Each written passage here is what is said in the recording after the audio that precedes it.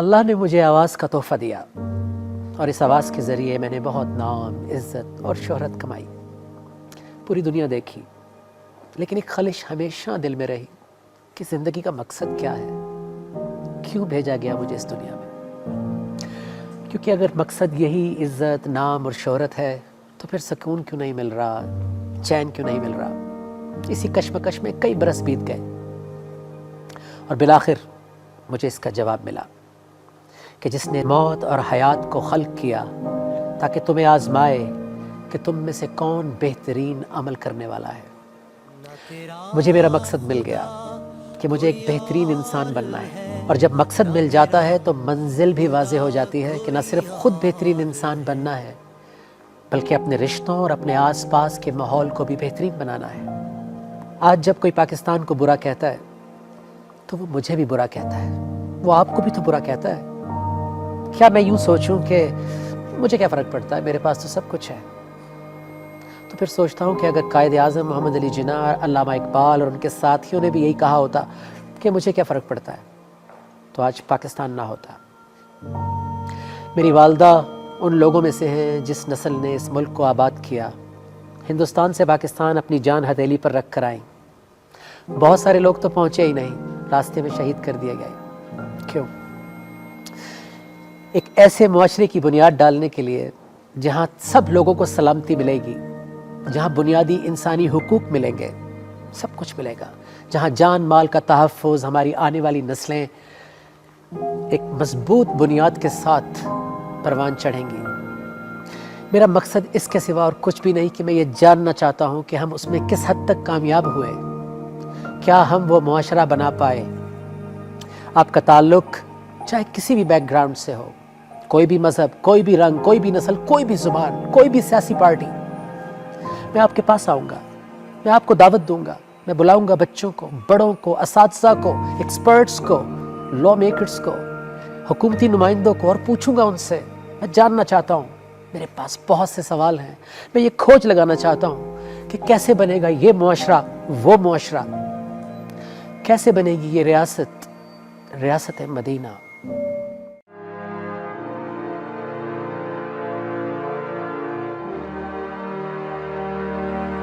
جب ایمان تمہارے پاس ہو، اللہ کی رضا بھی ساتھ ہو، تو پھر پرواہ نہیں، رکنا نہیں، جھکنا نہیں، گھبرانا نہیں۔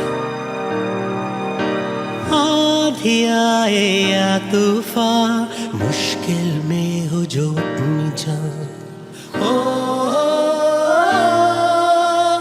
آندھی آئے یا طوفان، مشکل میں ہو جو اپنی جان، میں تم کو تھام لوں، تم مجھ کو تھام لو، تو پھر پرواہ نہیں، رکنا نہیں، جھکنا نہیں، گھبرانا نہیں۔ پرچمِ ستاروں ہلا، رہبرِ ترقیوں کمال، ترجمانِ ماضی شان حال جانے استقبال، سایہ خدائے ذوالجلال۔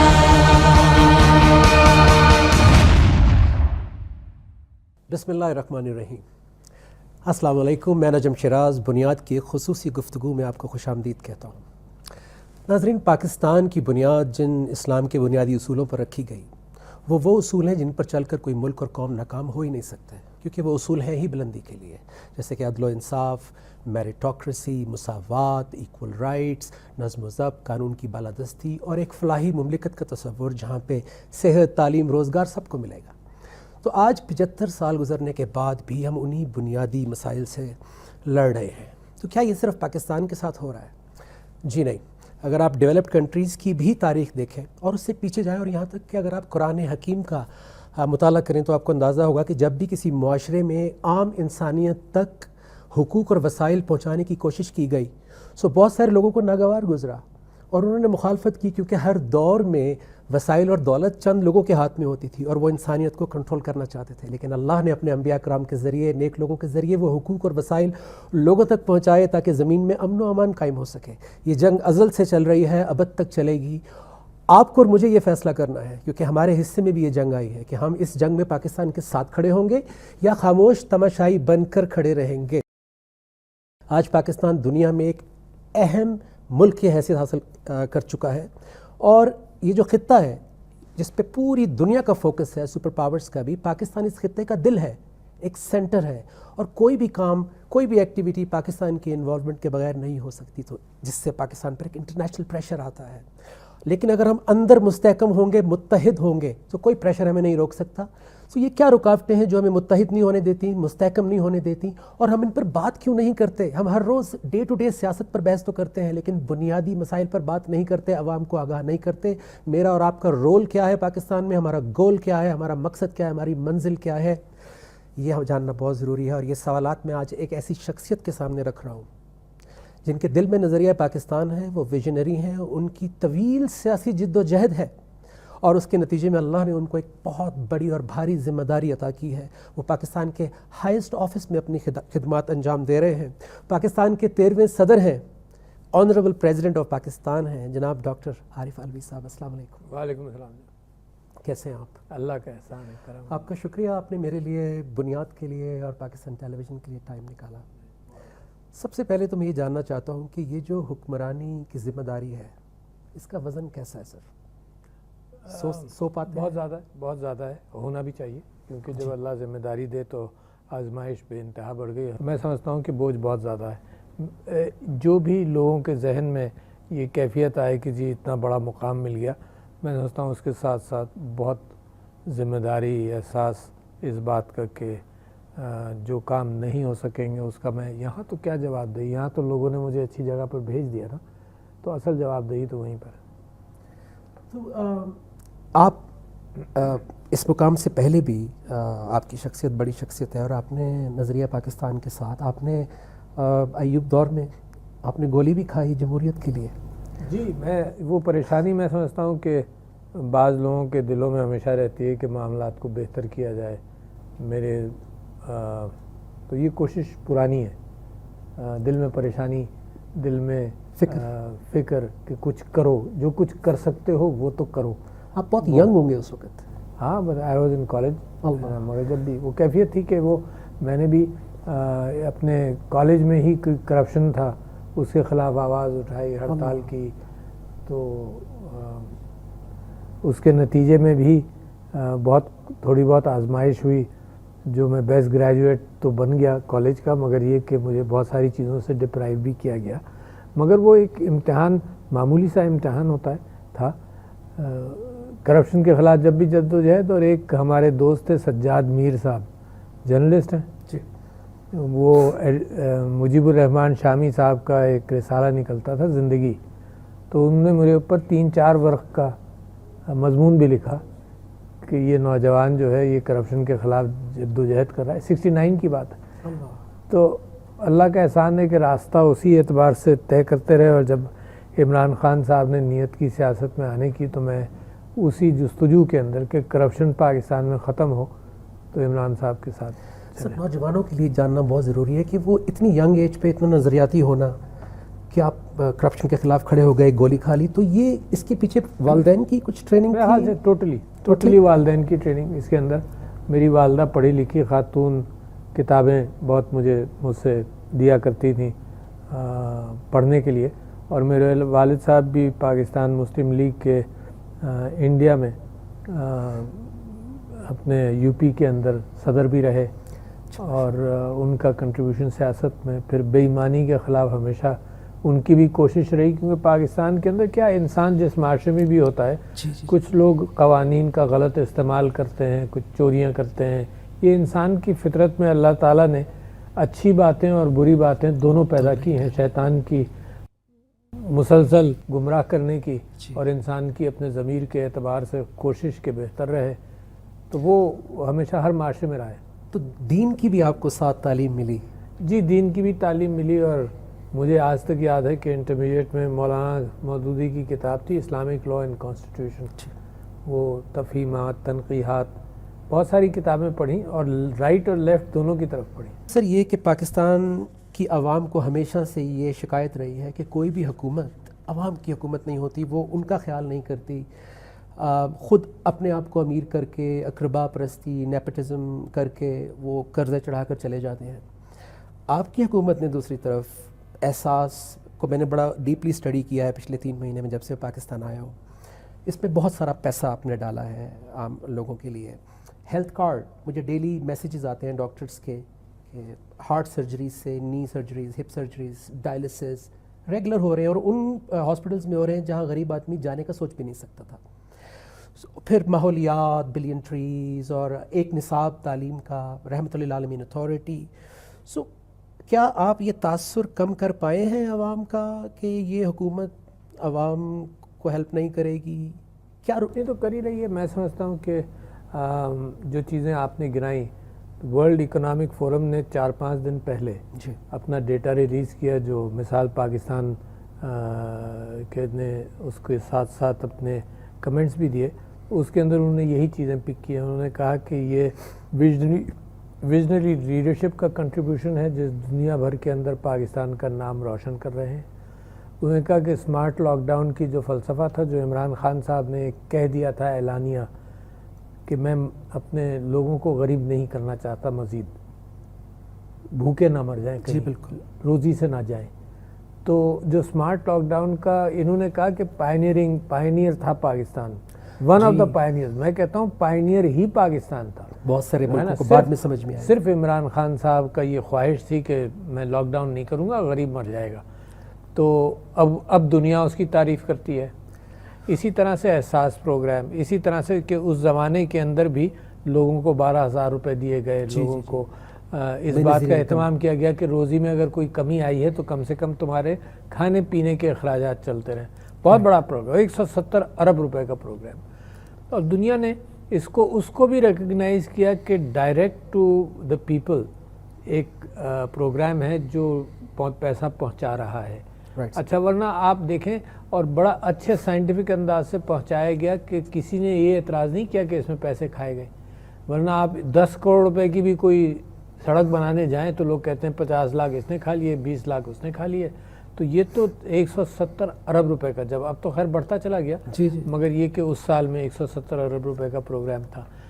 ہیلتھ کارڈ بذات خود ایک بہت بڑی چیز ہے، کیونکہ عمران خان صاحب نے خاص طور پہ اس پر توجہ دی، پرائم منسٹر صاحب نے، کہ چائنا نے اگر لوگوں کو غربت سے نکالا ہے تو تعلیم کے ذریعے اور صحت کا اہتمام کر کے، کیونکہ ہوتا یہ ہے کہ ایک گھر کے اندر اگر کوئی غریب کے ہاں بیماری ہو جائے تو وہ اور بیٹھ جاتا ہے، مڈل کلاس والا آدمی غریب ہو جاتا ہے بیماریوں کی دیکھ بھال کرتے کرتے، تو وہ بھی ہے۔ انوائرمنٹ کے اعتبار سے دنیا کو لیڈرشپ، ورلڈ اکنامک فورم نے یہ کہا کہ ریجن میں تو سب سے پرومنٹ، بس دنیا کو بتایا کہ پیڑ لگائے، اور جب یہ ووٹ کا معاملہ نہیں تھا بلکہ یہ تو کے پی کی حکومت میں 1 بلین ٹری سونامی کا سلسلہ شروع کیا، تو ماحولیات کے اعتبار سے فکر، مائنورٹیز کے اعتبار سے فکر، پھر قائد اعظم نے کہا تھا کہ ملک کے مسائل کے اندر کرپشن ہوگا اور جابری، انہوں نے ایک خاص لفظ استعمال کیا کہ بیویئر، کہ جابری یعنی نوکری دلوانا، نیپوٹزم، ان چیزوں سے تم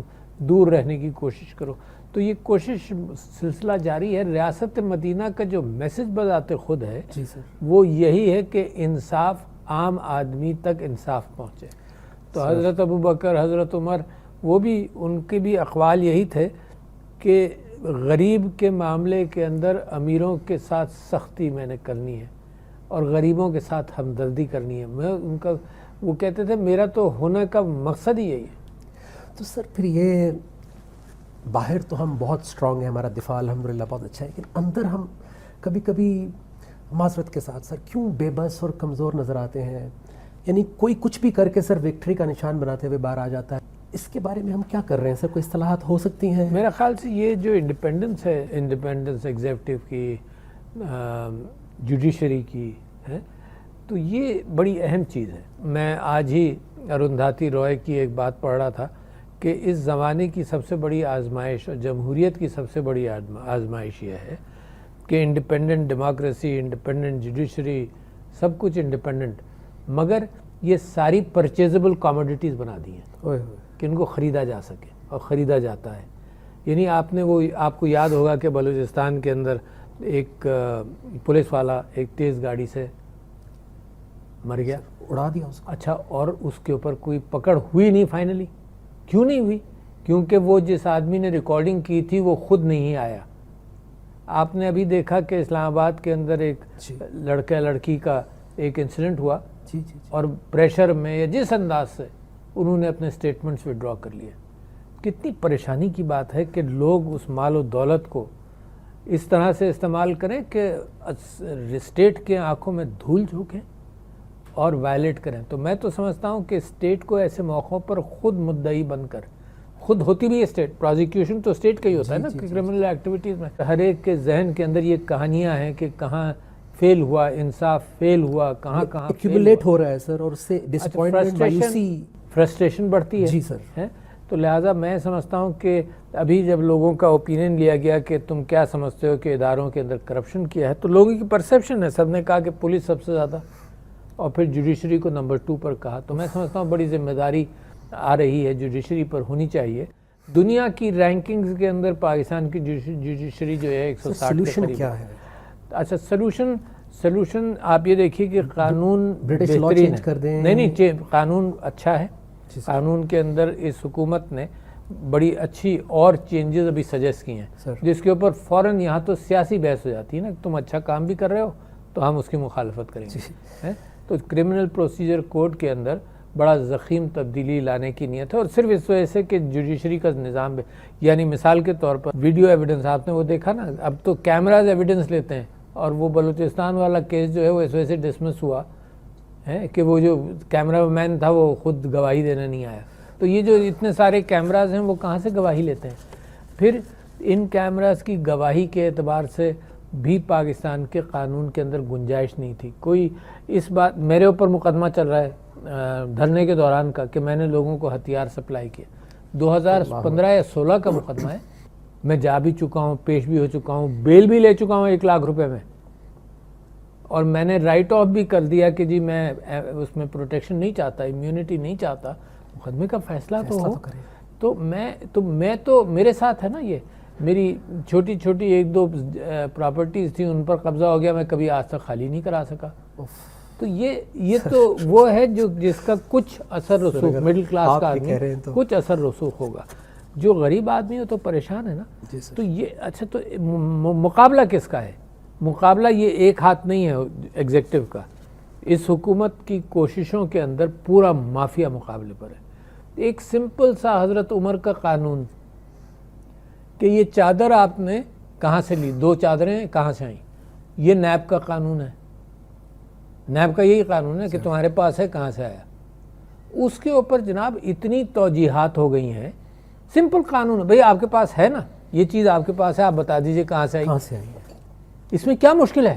اور جناب مہینوں مقدمے چل رہے ہیں، مہینوں. لوگ کہتے ہیں کہ کیوں پوچھ رہے بھائی، نیچے سے چلاؤ، تھانے سے چلاؤ اس کو. یعنی ایک اور ہی پروٹیکشن لوگوں نے کہا ہے کہ جو بڑا آدمی پھنس جاتا ہے نا، وہ کہتا ہے کہ تم اوپر کیسے دیکھ رہے ہو اس کو تو نیچے سے شروع کرو تاکہ 20 سال لگیں، گواہ مر جائیں یا گواہ غائب ہو جائیں. سارے جو جتنے کرپشن کے کیسز ہیں اس میں کاغذات غائب ہوتے ہیں. ابھی پچھلے دنوں میں نے نیب کے ایک آدمی کو اس کی پرماننٹ ڈسمسل اور ایف آئی اس کے اوپر پروزیکیوشن کروانے کی کوشش کی، ڈسمسل کیا کہ جی پورا ایک بہت بڑے کرپٹ آدمی کا جو چھاپا پڑا اس کے گھر پر تو اوریجنل لیز کے فائلز ملے، سارے بہت سارے اربوں کی دولت کے. کہتا ہے کہ میری الماری سے چوری ہو گئے، نیب کی کسٹڈی میں چابی تالا اس کے پاس، چوری ہو گئے. تو یہ تو ہمیشہ ہوا. وہ ایک پتہ نہیں لاہور ہائی کورٹ کا کیس تھا ایک بہت بڑے سیاستدان کا کہ وہ جی سارے کیسز غائب ہو گئے. یہ ایس جی ایس کوٹیکنا کا کیس تھا ہے نا، اس کے اندر جناب سوئٹزرلینڈ سے لے کر بھی ڈاکیومنٹس غائب ہو گئے. تو یہ پاکستان کے نظام کے اندر بے انتہا ضروری ہے کہ یہ جو کرمنل پروسیجر کوڈ کو موڈیفائی کیا جائے. یہ جو حکومت نے سجیشنز دیے ہیں اس کو میں سمجھتا ہوں غیر سیاسی انداز سے دیکھیں اور انصاف کا نظام پختہ کریں. انصاف تو ملے گی عدالتوں کے ذریعے. سر اس میں زیادہ کون کنٹریبیوٹر ہے؟ سسٹم، سارا سسٹم، کون کس مافیا کو- کا کنٹرول اور انٹرنچمنٹ جو ہے نا، اس کو نکالنا آپ دیکھیے کتنا مشکل ہے. یعنی اس کو نکالنے کے اندر مجھے تو تعجب یہ ہوتا ہے کہ سارا میڈیا بھی پورا کنٹریبیوٹ کرتا ہے اس بات کو کہ یہ کنفیوژن کریٹ ہو جائے. یار سمپل نیب کا قانون کے آئے کہاں سے تمہارے پاس؟ اس کو جناب عدالتوں کی پیشیوں کے اندر اس بہانے سے اس بہانے سے، اسی کرمنل پروسیجر کوڈ کے اندر ایک ماڈیفیکیشن انہوں نے یہ بھی کی ہے جو اگر یہ ایکسیپٹ ہو جائے کہ اگر اوریجنل مقدمہ چل رہا ہے نا تو بہت ساری درخواستوں سے ڈیلے کیا جاتا ہے. کبھی بیل کی درخواست آ رہی ہے، کبھی کوئی آ رہی ہے، کبھی کوئی آ رہی ہے. تو اس کے اندر سجیشن یہ ہے کہ جو مین مقدمہ ہے وہ چلے گا. یہ لوپ ہولز بند یہ الگ الگ درخواستیں الگ جائیں گی، مگر مین مقدمے کی تاریخ نہیں پڑے گی ان درخواستوں کی وجہ سے. اس پہ سر لیجسلیشن بنے گا؟ جی کیا لیجسلیشن ہونا چاہیے، مگر مطلب کوشش ہے. دیکھو نا کیسے ہوگا سر یہ؟ کوشش ہے، مگر وہ پورا فریم آف مائنڈ بدل لے گا پاکستان کا. بدل رہا ہے، بدلے گا. انشاءاللہ. یہ جنگ اکیلی نہیں ہے، یہ جنگ عمران خان کی نہیں ہے، یہ میری نہیں ہے، یہ آپ کی نہیں ہے، پوری قوم کی جنگ ہے. یہ کیسے ہو سکتا ہے کہ صرف نیب پڑی رہے کرپٹ آدمیوں کے پیچھے؟ معاشرہ کہاں ہے؟ معاشرے کا رول نہیں ہے. کرپٹ آدمیوں کے وہ جو وی کا سائن چور نکلتا ہے تھانے وہ اریسٹ جی جی ہے، جی اور سر. وکٹری کا سائن دکھاتا ہے، اور معاشرے کے وہاں لوگ بیٹھے ہوتے ہیں، تالیاں بجا رہے ہیں، نعرے لگا رہے ہیں. تو معاشرے کی ذمہ داری نہیں ہے کیا؟ تو لہٰذا کبھی یہ مت سمجھیے کہ صرف حکومت کی ذمہ داری ہے. یقیناً حکومت کی ذمہ داری پرائمری ہے، مگر پورے معاشرے کی ذمہ داری ہے. اس پہ سر ایک بڑا امپورٹنٹ سوال ہے کہ پاکستان جو کہ عوام کے لیے جاننا بہت ضروری ہے، کیونکہ آپ نے عوام کی بات کی ہے سر، کہ پاکستان اس وقت 24/7 ہر روز ایک جنگ لڑ رہا ہے سر. وہ دہشت گردی کی جنگ ہے، عدم برداشت کی جنگ ہے، اسلاموفوبیا کی جنگ ہے، وہ کرپشن کی جنگ ہے، وہ ماحولیات کی جنگ ہے، آبادی کی جنگ ہے، بہت ساری جنگیں ہیں سر. تو کیا یہ کیسے ممکن ہوگا کہ جو عوام ہے یہ ایک 20-22 کروڑ کی آرمی بن جائے، اپنی ذمہ داری بھی لیں؟ کیا رکاوٹیں ہیں جو ہمیں متحد نہیں ہونے دیتی سر؟ نہیں، میں نہیں سمجھتا ہوں کہ میرے کہنے سے اور آپ کے کہنے سے اچانک عوام بدل جاتی لیکن ہے. کوئی رکاوٹ تو مگر سر میں ہوگی سمجھتا نا. ہوں کہ نہیں، اور اس وقت ماحول مزید خرابی کی طرف جانے کا امکان بھی رہے گا، کیونکہ دنیا کے اندر جو فیک نیوز والا نظام ہے جی سر. ہے نا، اس کے اندر ٹرمپ جیسے آدمی نے اور امریکہ نے یہ کہا کہ جی ہمارے اوپر ایلیگیشن ہے کہ روس نے ہمارے ووٹرز کو کرپٹ کیا. جی بالکل. یعنی کرپٹ سے یہ مراد نہیں کہ پیسہ دیا، مگر ان کی سوچ کے اندر تبدیلی لے کر آئے. اچھا، تو لہٰذا یہ جو مسلسل جد و جہد ہے اس کے اندر میری شکایت صرف پاکستان کے میڈیا سے نہیں ہے، میری شکایت انسان سے، کہ انسان کی اپنے ڈی این اے میں یہ کیفیت ہے کہ خراب خبر جو ہے اس کی اہمیت ہمیشہ سے زیادہ رہی، ہمیشہ سے، سینکڑوں سال سے خراب خبر کی اہمیت زیادہ. میڈیا رول پلے کر رہا ہے سر؟ نہیں، میں انسان کے اپنے مزاج کی بات کر رہا ہوں. تو خراب خبر جو ہے وہ انسان کو چونکا دیتی ہے، یعنی سانپ ہے کہیں، رائٹ رائٹ. تو یہ اس کے ڈی این اے کے اندر آیا. اسی چیز کو شاکنگ، اسی چیز کو میڈیا نے بھی پہچانا، ٹھیک سر. لہٰذا وہ بریکنگ نیوز اور شاکنگ نیوز اور بیڈ نیوز، یہ یلغار ہے اس کا. اچھا، اب یلغار بڑھ گیا. کیونکہ ہر شخص فکر کرتا ہے، ہر شخص تک. پہلے جب میڈیا کم تھا تو یہ فکریں کم تھیں، ہر گھر کے اندر کوئی ٹی وی نہیں چل رہا ہوتا تھا، ہر گھر کے اندر کوئی سوشل میڈیا نہیں چل رہا ہوتا. اب چل رہا ہے. لہٰذا مضبوط قومیں وہ بنے گی. آپ کے ساتھ میری جو گفتگو ہے یہ وہی راستہ ہے کہ مضبوط قومیں وہ بنیں گی جو false news, fake news, alarming news کا مقابلہ کر لیں گی. ورنہ یہ قوموں کو خراب کرنے والی کیفیت ہے. اور میں تو پارلیمنٹ میں تقریر کر چکا ہوں کہ ویپنز آف ماس ڈسٹرکشن ایک خراب جھوٹی خبر امریکہ کے لوگوں کو بیچ دی گئی اور دنیا پر ظلم کر دیا گیا. تو لہٰذا یہ پاکستان کے اندر جو بہتری کی طرف جا رہے ہیں اس کے اندر اگر میڈیا مسلسل اپنی عادت سے مجبور، دنیا کے میڈیا کی طرح کوئی خاص نہیں، یہ کہتا رہے کہ تم تو ہوئی خراب، آج یہ خراب، یہ آج اتنے قتل ہوئے، آج وہ تباہی ہوئی، آج فلانا ہوا، آج دھماکہ ہوا، ٹوٹل فوکس بریکنگ نیوز پر، تو آدمی سوچے گا کب؟ ایسے ہی ہیں ہم، پھر وہ یہ سوچیں گے کہ ہم تو لہٰذا میں سمجھتا ہوں کہ ایک دوسرا حصہ ہے بریکنگ نیوز کے علاوہ، وہ ٹیلی ویژن والوں سے میں سمجھتا ہوں کہ ان کے ڈرامے، ان کے جو باقی اس کے علاوہ بریکنگ نیوز اور بریکنگ سیاست کے علاوہ ان چیزوں پر بھی اگر توجہ دیں. کبھی کبھی میڈیا یہ سمجھتا ہے کہ صرف میں پاکستان کے میڈیا کو کرٹیسائز کر رہا ہوں، مگر میں ساری دنیا کو کہتا ہوں کہ دس از واٹ از ہیپننگ. مگر اچھی قومیں وہ ہوتی ہیں جو اپنی فکر کر کے ان چیزوں سے، ان گڑھوں سے بچ جاتی ہیں۔ سر اسلام نے اپنی میڈیا پالیسی بہت پہلے دے دی تھی کہ اے وہ لوگوں جو ایمان لائے ہو، جب کوئی فاسق تمہارے پاس خبر لے کر آئے تو اس کی تحقیق کر لو کہ کہیں تم لوگوں کو اس سے صدمہ نہ پہنچاؤ اور پھر تمہیں شرمندہ ہونا پڑے۔ اللہ کے رسول صلی اللہ علیہ وسلم نے فرمایا کہ سنی سنائی بات کو آگے مت بڑھاؤ، اینڈ دین پھر کہا کہ زبان اور ہاتھ سے دوسرا محفوظ رہے۔ تو اس کا مطلب ہے کہ لکھنے سے پہلے، بولنے سے پہلے تولنے کا حکم ہے، سوچنے سمجھنے کا حکم ہے کہ دیکھیں اس سے کیا رزلٹ آئے گا، ہم سامنے والے کو کیا دے رہے ہیں۔ ہاں بالکل جناب۔ پھر میں تو اپنا تجربہ آپ کو بتا رہا ہوں کہ ٹیلی ویژن چینل سے جیسے آپ جیسے لوگ آئے انٹرویوز لیتے ہیں تو میں ان سے کہتا ہوں کہ الفاظ کو پکڑ کر میرے معنی مت بدلنا۔ تو ایک بہت بڑے اینکر ہیں پاکستان کو، کہ نہیں جی یہ تو ہمارا کام ہی یہی ہے۔ تو اب میں کیا کہہ سکتا ہوں ایسے سب کو نا کہ دیکھو الفاظ کا میرا جو مقصد ہے، آپ کا بھی مقصد یہی ہونا چاہیے کہ وہی کمیونیکیٹ ہو، نہ کہ الفاظ کے اندر، کیونکہ الفاظ کا چناؤ بڑے بڑے لوگوں کا مشکل ہو جاتا ہے۔ صحیح سر، ہے نا، میرے نبی صلی اللہ علیہ وسلم پرفیکٹ آدمی تھے، ہے نا، ان کے علاوہ سب لوگ الفاظ کا چناؤ، گھروں کے اندر جھگڑے ہو جاتے ہیں۔ تو الفاظ کے چناؤ کے اندر آدمی اگر مقصدیت اور معنی کو اہمیت دے لے تو بہت سارے مسائل نہیں ہوں۔ مگر چلو کوشش ہے ہماری کہ ٹیلی ویژن کو بھی یہ کہتے رہیں کہ دیکھو مقصد کو لے چلو، الفاظ کے چناؤ پر مت پھنساؤ۔ جی سر، وہ ایسا لگتا ہے کہ ایک باکس میں ہم بند ہو گئے ہیں، ایک طرف بریکنگ نیوز ہے اور ایک طرف ڈراماز اور فلمز، وہ بھی وہ نہیں جو پاکستان کے مسائل کی عکاسی کر رہے ہوں۔ ٹھیک ہے، انٹرٹینمنٹ بھی ضروری ہے، لیکن اس کے ساتھ ساتھ جو حالات ہیں اس کے اوپر بھی لوگوں کو آگاہ کرنا۔ ہاں سر قوم بنائے گا نہیں کون؟ بن رہے، قوم بنائے گا کون؟ کوئی یعنی چینل۔ میرا سوال یہ ہے کہ قوم کیا صرف عمران خان بنائے گا، یا صرف کوئی لیڈر ہے جو پرائم منسٹر بنائے گا یا پریسیڈنٹ بنائے گا؟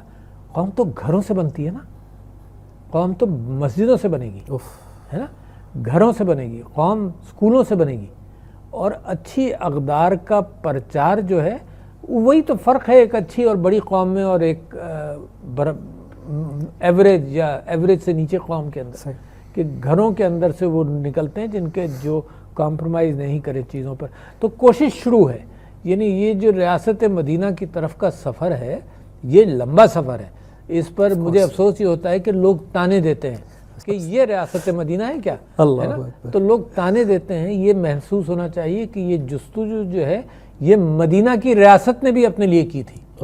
یہ مدینہ کی ریاست جب بنی تھی تو یہ جستجو ریاست مدینہ کی میرے نبی صلی اللہ علیہ وسلم نے بھی لوگوں سے کروائی جستجو۔ It was not made in a day. Not at all sir. سر یہ میرا تو دل بہت کڑتا ہے یہ سن کے، جب وہ جیسے آپ نے رائٹ ورڈ یوز کیا سر، کہ لوگ اس کو موک کرتے ہیں بجائے کہ اس ریاست کی ایک اینٹ بننے کے، کہ میں اس ریاست کی ایک اینٹ بنوں، کیونکہ میرے اوپر بھی وہی ذمہ داری ہے جو عمران خان صاحب پہ ہے۔ اور یہی سوال جب میں نے مولانا طارق جمیل صاحب سے کیا تو انہوں نے بڑا زبردست جواب دیا کہ اللہ ان کو ان کی نیت کا اجر دے دے گا، پرائم منسٹر کو، کہ انہوں نے ایفرٹ کی، لیکن ہم سے سوال ہوگا کہ ہم نے اس میں کیا کنٹریبیوشن کی۔ عوام سے سوال ضرور ہوگا کہ ہم نے اس میں کیا۔ تو سر یہ جو ریاست مدینہ کا ویژن ہے یہ کوئی نیا نہیں ہے، ہماری بنیاد پاکستان کی فلاحی مملکت ہے سر۔ سو اس میں سر دو پارٹیز ہیں سر، ایک حکمران ہے اور ایک عوام ہے۔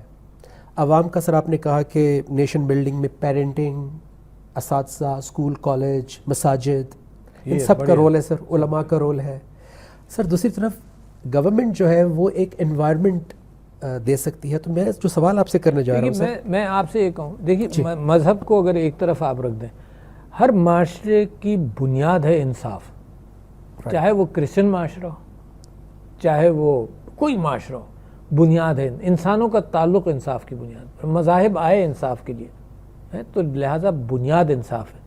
تو میں یہ سمجھتا ہوں کہ یہ جو جستجو ہے کردار سازی کی قوم کے اندر، اس کے اندر حکومت کا یہ کام ضرور ہے کہ وہ راستے مہیا کریں، جی سر، ہے نا، کہ جس سے یعنی انصاف کے مس کیریج پر حکومت ایکشن لے اور جوڈیشری ایکشن لے، اور انصاف کے امپلیمنٹیشن کو آسان بنائے۔ جو احساس پروگرام کا آپ نے ذکر کیا، جو صحت کارڈز کا ذکر کیا، ہے نا، ایک تو وہ انصاف ہے جو معاشرے میں عدالتی انصاف ہے، پھر ایک معاشی انصاف ہے، وہ ہے سوشل جسٹس، وہ ہے کہ حکومتیں رئیس کو ٹیکس کر کے نیچے ایون آؤٹ کرتی ہیں، کہ نیچے تعلیم اور صحت دی جائے۔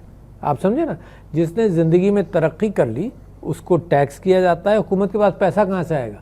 یہیں سے آئے گا اس کو ٹیکس کر کے. تو یہ حکومت مسلسل ہر جنریشن میں برابری پیدا کرتی ہے. یعنی چھوٹے سے چھوٹا غریب سے غریب آدمی کی بچے کو تعلیم مل جائے, جی سر, امیر کے بچے کو بھی مل گئی, جاب اپارچونیٹیز میرٹ پر ہوں, تو وہ ایک کیفیت شیک کرنے کی, مکس کرنے کی, یہ مسلسل چلتی رہے. تو وہ معاشی انصاف ہے جو احساس کے ذریعے, جو صحت کارڈ کے ذریعے, جو کامیاب جوان کے ذریعے, قرض دینے کے ذریعے, ہے نا, جو عورتوں کو مستحکم کرنے کے لیے, جو وراثت کا اسلامی اصول امپلیمنٹ کرنے کے لیے, یہ ساری کوششیں ہیں کہ معاشرے کے اندر ایک انصاف کی کیفیت ہو. لیکن سر اس کو فنڈ کرنے کے لیے بہرحال ٹیکس تو دینا ہی پڑے گا سر. تو ٹیکس کا اعتماد کیسے بحال ہوگا لوگوں کے اندر کہ ہم ٹیکس دیں, اور کیسے وہ اس سسٹم کو آسان کیسے کیا جائے سر؟ دیکھیے, ایک تو اعتماد بحال ہو, جیسے لوگ جو خیرات کرتے ہیں, بہت بڑی مثال ہے شوکت خانم یا ایدھی, ان سب کو جب خیرات دیتے ہیں تو بہت دل وہاں ٹرسٹ کرتے ہیں. اچھا, تو ایک تو ٹیکسیشن ایک نیچرل کیفیت یہ ہے کہ انسان پیسہ بچاتا ہے, اس سے ہٹ کر بھی بات کر رہا ہوں. دنیا کے اندر ایویژن آف ٹیکسیشن ہے ہر معاشرے کے اندر, بڑے بڑے معاشروں کے اندر. تو قانون کے اندر لوپ ہولز بند کیے جاتے ہیں. پاکستان کے اندر بھی ہم نے لوپ ہولز بند کیے, مگر جب بڑا جو ہے سیاستدان, بڑا بیوروکریٹ, بڑا فوجی افسر, جب یہ سب خود یعنی قوم کے قانون کو ایلیوڈ کر رہے ہوں. آپ نے دیکھا بہت سارے لوگ پکڑے گئے کہ باہر جناب کمپنیز بنائی ہوئی تھیں, جی سر, آف شور, ہے نا, آف شور کمپنیز بنائی ہوئی تھیں. کیا تھا؟ ٹیکس چھپانے کا طریقہ تھا. اس میں بھی آج تک ہم پکڑ ہی رہے ہیں. کوئی آدمی کہیں منزل تک پہنچا نہیں پا رہے, تو عوام بھی کہتے ہیں کہ یار تم نے, میں بھی ان میں شامل ہوں, جو یہ محسوس کرتے تھے کہ جی سارا کرپشن جو 90 ڈیز کے اندر سب ختم ہو جائے گا. اب میں سمجھتا ہوں کہ اٹ از اے بگر وار. سارا مافیا جب آپ کے خلاف کھڑا ہو اور بڑا کرپٹ آدمی جو ہے وہ پروٹیکٹ اپنے آپ کو کر رہا ہو, کون سا بڑا پکڑا گیا؟ نہیں بتائے. اچھا, میں جب بھی اب خبر پڑھتا ہوں نا تو مجھے خیال ہوتا ہے کہ یار کسی KMC کے ایک بندے کے گھر پر بہت سارا سونا وونا ملا ہے. آپ کو یاد ہوگا بلوچستان کے ایک بندے کے پاس سے سونے کی اینٹیں اور 50, 60, 70 کروڑ روپے مل گیا تھا. اب تو لگتا ہے کیا ہوا اس کا؟ چھوٹا ہے ہی نہیں سر, ساری بڑے, کیونکہ کوئی بھی نہیں پکڑا. ہم نے تو 50, 60, 70 کروڑ دیکھے بھی نہیں. یہاں پہ بڑا کون ہے, چھوٹا کون؟ تو یہ کیا ہوا؟ تو لہٰذا ایک ہوتا ہے قانون, ایک ہوتا ہے یعنی اگر میں کوئی خراب کام نہیں کروں گا زندگی میں تو کس وجہ سے نہیں کروں گا؟ سب سے بڑا اگر مجھے خدا کا خوف ہے ہر معاشرے میں, ہے نا, جو کرسچنز ہے اس معاشرے میں بھی کوئی نہ کوئی, تو سب سے اچھا رکاوٹ تو وہ ہے. سب سے اچھی چوکیداری دل کی اور جیب کی یہ کرے گا خدا خوفی. دوسرا یہ ہے کہ قانون ہو. تیسرا یہ ہے کہ قانون ہو اور پھر لوگ پکڑے جائیں, پکڑے بھی جائیں. پھر یہ ہو کہ جو پکڑے جائیں ان کو سزا بھی ملے, کیونکہ آپ نے دیکھا نا پکڑے بھی گئے لوگ مگر سزا نہیں ملتی. بٹوین گیٹنگ, پہلے تو گیٹنگ کاٹ, پھر پکڑنے کے بعد ان کو سزا بھی ملے. اور پھر چوتھے یہ کہ معاشرہ بھی تو نکو بنائے نا جو کرپٹ آدمی ہے اس کو, تاکہ بچے جو ہے وہ یہ نہیں سیکھیں کہ بڑا آدمی بے ایمان جو کچھ, میرے والد صاحب اس کی گاڑی کا دروازہ کھول رہے ہیں, بلکہ بچے یہ سیکھیں کہ یہ معاشرے نے اس کا بائیکاٹ کیا ہے. سر آپ کی, میں یعنی کہ آپ سامنے ہیں, آپ کی اور عمران خان صاحب کی اچھی بات یہ ہے کہ آپ ایکسیپٹ کرتے ہیں چیزوں کو, اور چونکہ آپ نے ایک نارمل لائف گزاری ہے, تو میرا خیال ہے شاید یہ بات کبھی کبھی لوگوں کو کمیونیکیٹ نہیں ہو پاتی اور ان کو لگتا ہے کہ شاید آپ کچھ نہیں کر رہے, جبکہ وہ آج سے پہلے جو ہم نے لیڈرشپ دیکھی وہ ان معاملات پہ بات ہی نہیں کرتے تھے, تو وہ معاملہ ڈھکا چھپا ہی رہ جاتا تھا. آپ نے چونکہ اس کو ایڈریس کیا ہے, سو اس لیے مجھے لگتا ہے کہ زیادہ فوکس بھی آتا ہے آپ کے اوپر, لوگوں کی امیدیں, ایکسپیکٹیشن زیادہ ہیں, اور آئی ایم شیور کہ آپ اس کے لیے پوری ایفرٹ بھی کر رہے ہیں, کیونکہ نہ تو آپ کوئی آف شور اکاؤنٹس بنا رہے ہیں, نہ آپ کوئی پیسہ یا کاروبار اس سے فنڈ کر رہے ہیں گورنمنٹ سے, یہ تو سب جانتے ہیں سر. اب مرنا قریب ہے سر. یہ اللہ کے رسول صلی اللہ علیہ وسلم, ہم ریاست مدینہ کی بات کر رہے تھے, تو وہ اصحابہ کرام تو بہت تھوڑے سے تھے, معاشرہ لادین تھا. یہاں پر ہم 20-22 کروڑ ہیں, اکثریت مسلمان ہیں, عدالتیں مسلمان ہیں, اکثریت ادارے مسلمان ہیں, سب مسلمان ہیں زیادہ تر. سو پھر بھی ہم وہ معاشرہ نہیں بنا پا رہے. میرے خیال سے بنے گا انشاءاللہ. میں سمجھتا ہوں نہیں, ایک تو پاکستان کی مضبوطی کے راستے پہ جیسے ہر شخص اپنی جگہ کوشش کرے, مگر جس کے اوپر زیادہ ذمہ داری وہ زیادہ کوشش کرے. میں سمجھتا ہوں کہ میں نے خاص طور پر عورت کی وراثت پر بڑا کام کیا، عورتوں کے پروٹیکشن کے قوانین پر بڑا کام کیا، میں نے کووڈ کے اندر علماء کے ساتھ بڑا تعاون کرایا. میں سمجھتا یہ ہوں اسلامک آئیڈیالوجی کونسل کے ساتھ مل کر میں کوشش یہ کر رہا ہوں کہ جو تربیت کا معاملہ ہے وہ مساجد سے شروع ہو، تعلیم کے حوالے سے. میں آئی ٹی سیکٹر کے اندر میں سمجھتا ہوں لوگوں کو روزی ملے، یہاں بیٹھے بیٹھے نوجوانوں کو باہر کی روزی مل جائے. انسان کی اور پھر ایک ملک کی گاڑی جو ہے اس کے 1,500 پہیے ہیں، پرزے ہیں. ہر پرزہ اپنی جگہ اہمیت رکھتا ہے، ہر پرزے کے اندر کوئی نہ کوئی گریس ڈال کر یا ایفیشنسی بڑھا کر چلانا چاہیے.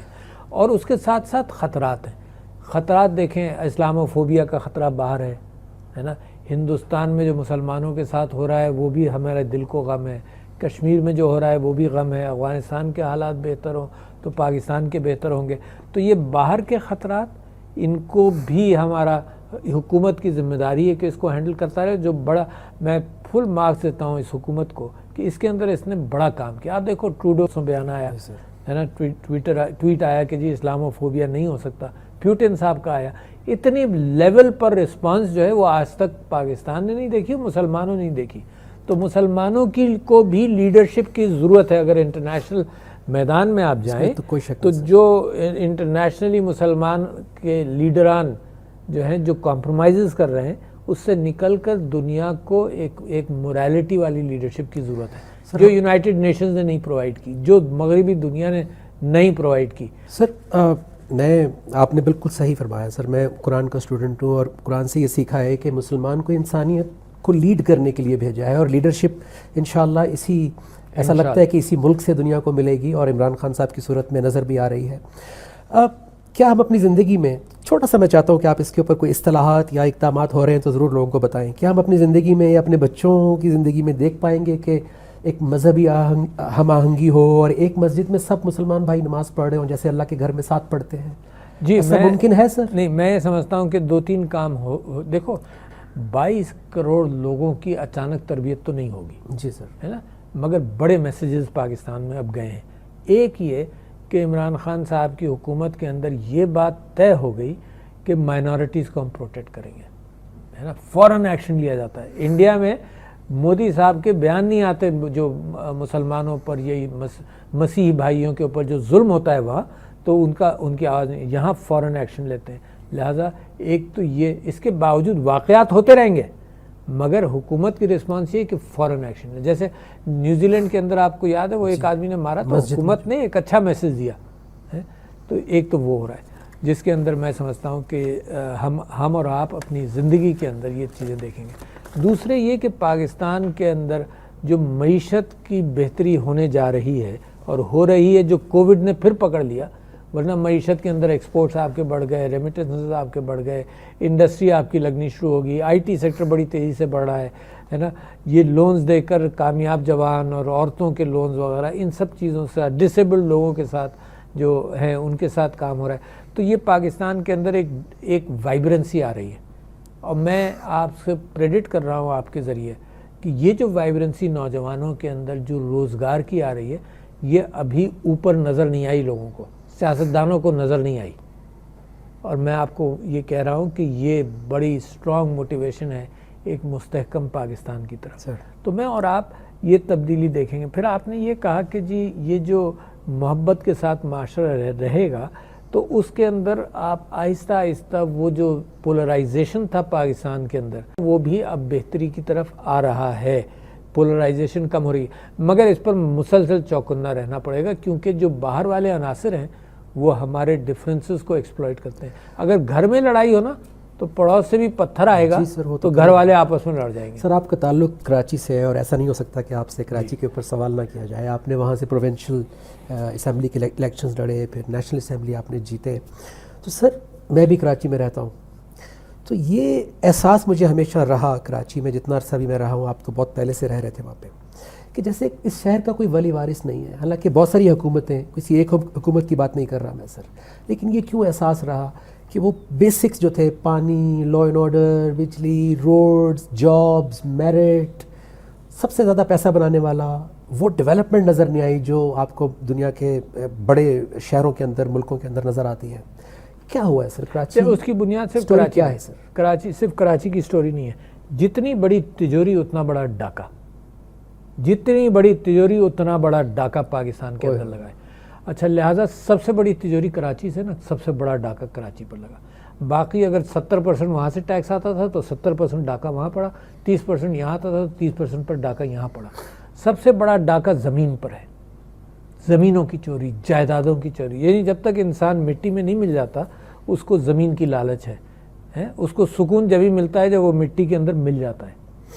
جب تک مٹی کے اندر نہیں ملتا تو آپ یہ دیکھیے کہ جائیداد جمع کرنا، پراپرٹی خریدنا، انٹرنیشنلی پیسہ باہر لے جانا، وہاں جائیدادیں خریدنا.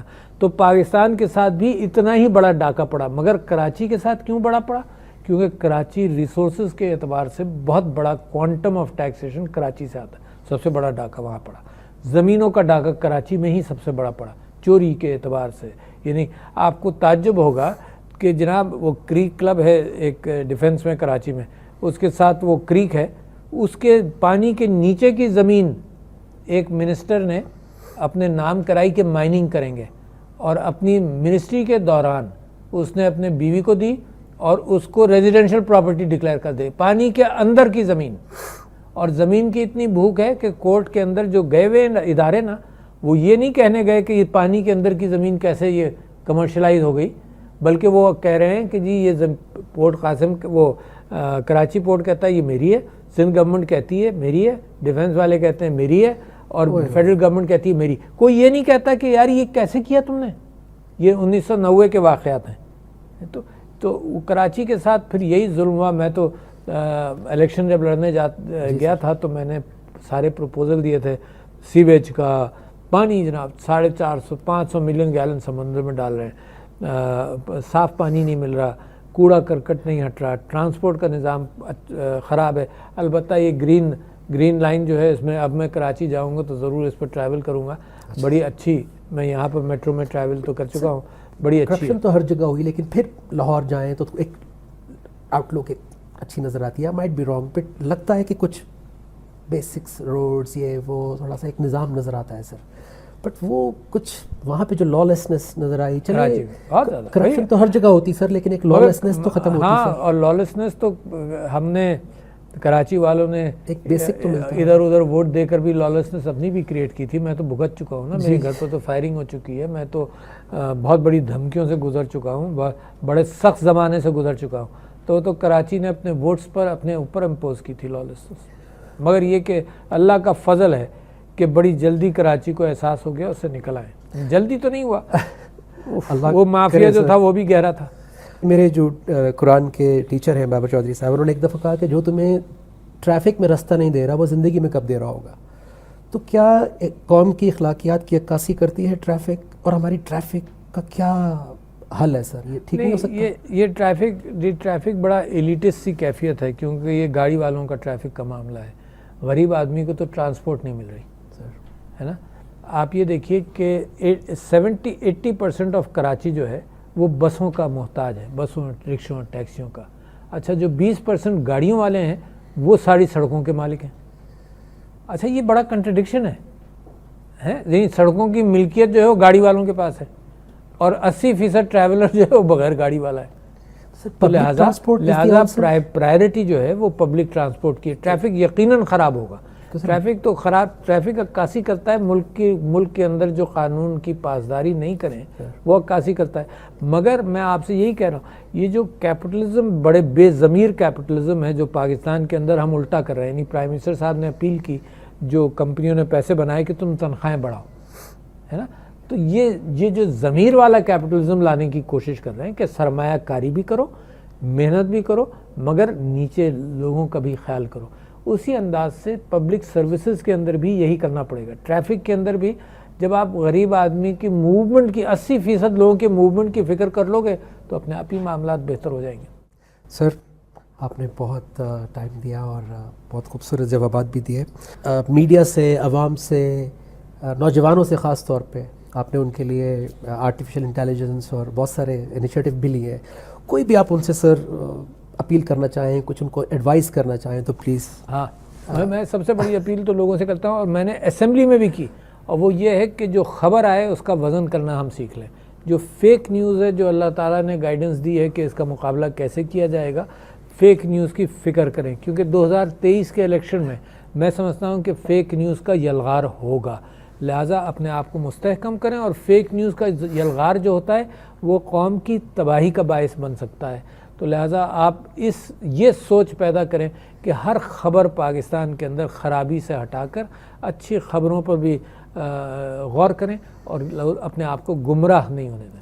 Sir thank you very much. Pakistan زندہ باد. ترجمان ماضی شان